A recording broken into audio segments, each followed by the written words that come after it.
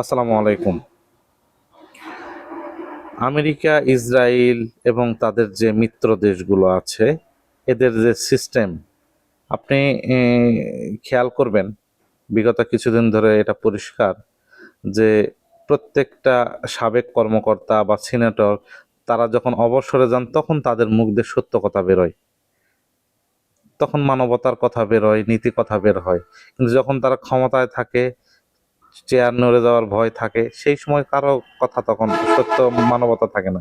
তাদের নীতি আর স্বার্থটাকেই তারা কাজে লাগায়, অর্থাৎ এই সিস্টেমগুলোতে বাধ্যগত বা অনুগত্যকে পুরস্কৃত করা হয় আর বিবেককে শাস্তি দেওয়া হয়। আর বিভিন্ন সভা সেমিনারে যখন দেখবেন যে বিভিন্ন কর্মকর্তারা যখন তাদের অবাধ্য হয়, সত্য কথা বলতে যায়, তাদেরকে সরায় দেওয়া হয়, আটক করা হয়। আর আমেরিকা, ইসরায়েলে এগুলো খুব বেশি দেখা যায়, কারণ মিডিয়া তো এগুলো ওদেরকেই কাভার করে।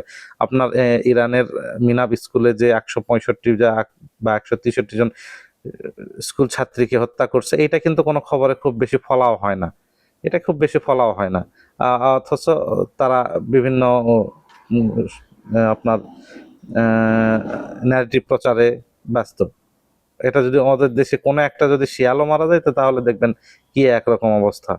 তো এই কারণে বলা হচ্ছে যে এ, যারা ধরুন, যারা সাবেক কর্মকর্তা হয়ে যান, সামরিক যেগুলো শাসক, তখন তারা বুড়ো বয়সে এসে এসে সত্য কথা বলে, বুড়ো বয়সে এসে এসে নীতি কথা বলে, ন্যায়ের কথা বলে। কিন্তু আদত আসলে ওই সময় তাদের কথার তো কোনো আর দাম নাই, কেউ তাদেরকে মূল্যায়ন করে না। কিন্তু যখন তারা সিস্টেমের মধ্যে থাকে, তখন তারা সেগুলোকে স্বার্থ, নীতি এগুলোকে আগে ওরা প্রাধান্য দেয়।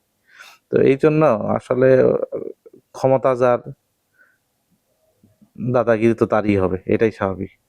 তো আমি এই জন্য মাঝে মাঝে যখন অনেক সিনেটররা শেষে এসে হয়তো নীতি বাক্য বলে, তখন দেখে মনে হয় যে এই সময়টাতে এসে বলতেছো, সারা জীবন মানুষ মারলা, সারা জীবন ইরাক, আফগানিস্তান, সিরিয়াতে ধ্বংস করে শেষ করে দিলা, আর বুড়ো বয়সে এসে তুমি ইয়ে করতেছো, ওখানে অমুক জায়গায় আমি ছিলাম, অমুক সেনা কর্মকর্তা যে আমার চোখের সামনে এতজন এই করা হলে, এগুলো আসলে কোনো দাম নাই এদের কথার। এগুলো আসলে এই দিনকে দিন এগুলো আস্তে আস্তে পরিষ্কার হয়ে যাচ্ছে। তো এটা হলো আমার ব্যক্তিগত মতামত। ভুল ত্রুটি হলে সে বিষয় নিয়ে আপনারা জানাতে পারেন। ধন্যবাদ। সালামু আলাইকুম।